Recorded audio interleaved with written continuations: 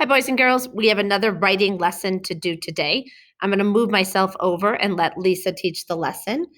She's going to talk to us today about bringing stories to life, making all things we've learned, making that character move and talk, telling stories bit by bit, and making your characters think and feel.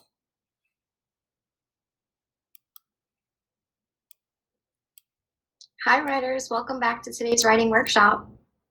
So I had so much fun starting yesterday's workshop with a song that I thought maybe we can start with a different song today. So I'm going to ask that you guys join me in singing If You're Happy and You Know It. Do you guys know that one? Okay, are you ready? If you're happy and you know it, clap your hands. If you're happy and you know it, clap your hands. If you're happy and you know it, then you surely want to show it. If you're happy and you know it, clap your hands. Let's see what else we can do. Let's say hooray. If you're happy and you know it, say hooray, hooray. If you're happy and you know it, say hooray, hooray. If you're happy and you know it, then you surely want to show it. If you're happy and you know it, say hooray, hooray. So writers, how do you feel after singing that song? Put you in a good most of you are mood. feeling happy or really good inside and maybe a little bit tired from all that singing and moving. What if we wanted to sing about being sad? Maybe we can do boo-hoo. Let's try that one. If you're sad and you know it, cry boo-hoo, boo-hoo.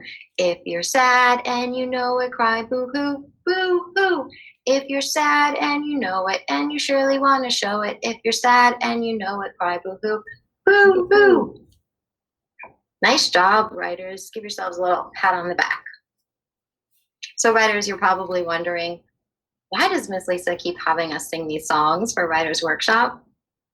Well, yesterday we sang the Itsy Bitsy Spider to kind of think about how that spider reminds us of how we can tell our stories bit by bit to help us picture in our minds exactly what's happening.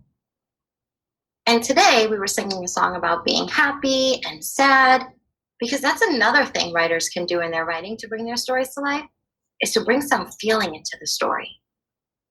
So today, I want to teach you that one way that writers can bring their stories to life is by including what the people in the story feel and think.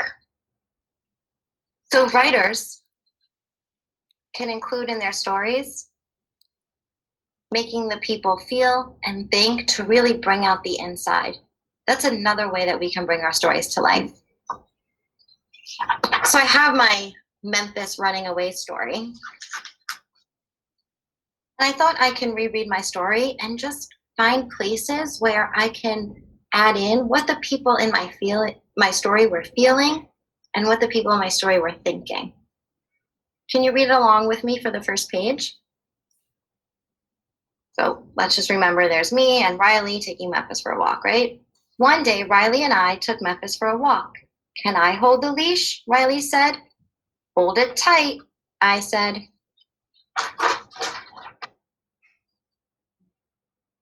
Oh no!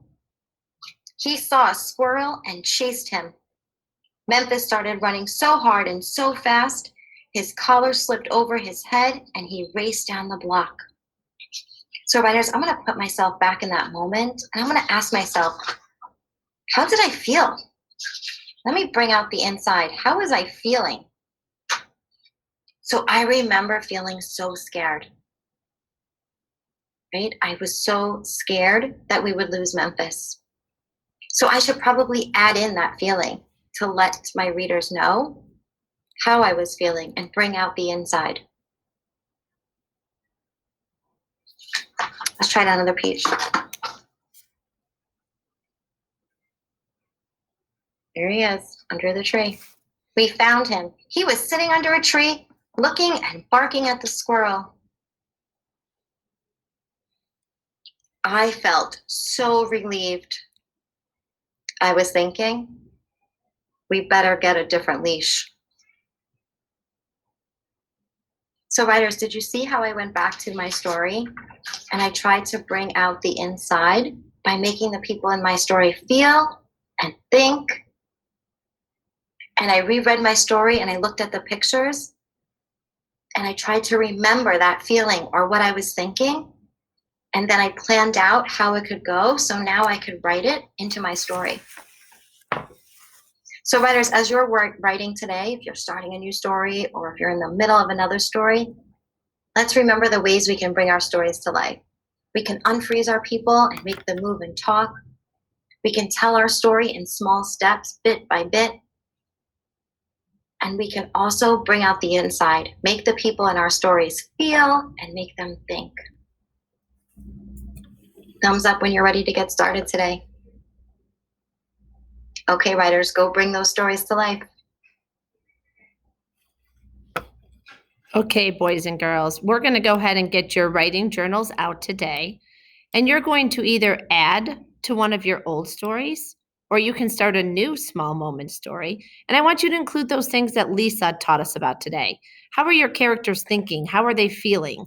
A good way to say how they were thinking is to add the speech bubbles in your picture and say what they were thinking or what they said. Tell me how they were feeling in your writing. When I walk around today, if you're in person, I will help you with those things. Online, people, go ahead and write a story and take a picture to send to your teacher on Seesaw. If you can, try to point out the feelings and the speech bubbles or whatever that you added to show that the characters were thinking and feeling. All right, bye-bye.